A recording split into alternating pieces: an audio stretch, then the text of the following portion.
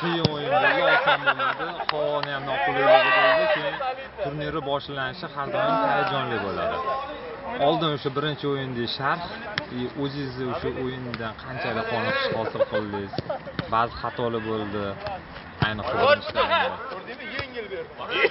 Ha, u birinchi o'yin kelganda hayajon bo'ldi. Hayajon u katta musobaqa, bu hamma ham hayajon bosadi hammada. Samaniqa asosan biz o'zimizga kerakli 3 ochkoni oldik. Xato bo'ldi, hamma ham xato qiladi. Xatosiz u o'yin bo'lmaydi. Xatolarni ikkinchi taymda o'zi to'g'rilashga harakat qildik. Biz himoyachilar o'zimizni anaqamizni bajardik.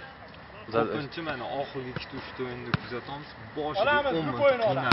Ayniqsa endi 15-o'yindan keyin boshlab o'zingizga keldi.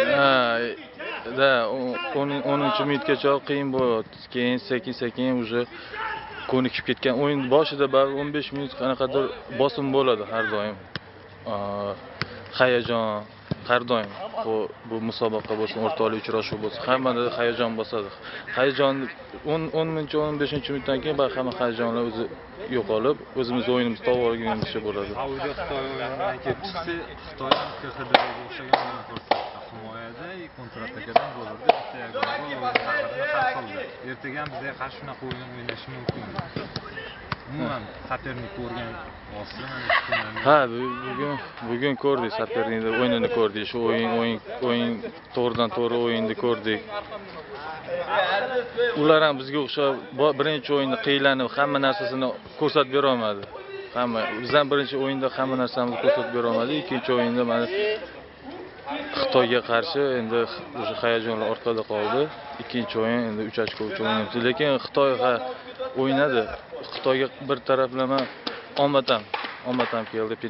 Penaltini Saudiya Arabiston ura olmadi.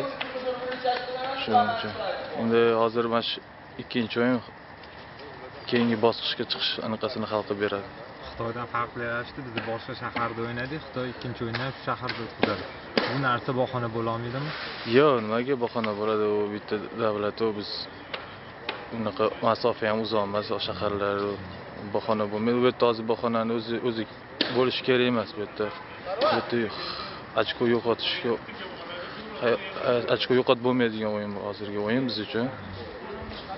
Demak, charchoqlar yo'q, hammasi joyida, hammasi joyida, hamma bolalar hammasi yaxshi kayfiyatda. Birinchi o'yindan keyin yengib o'tildimi? Ha, уже o'tilib bo'ldi.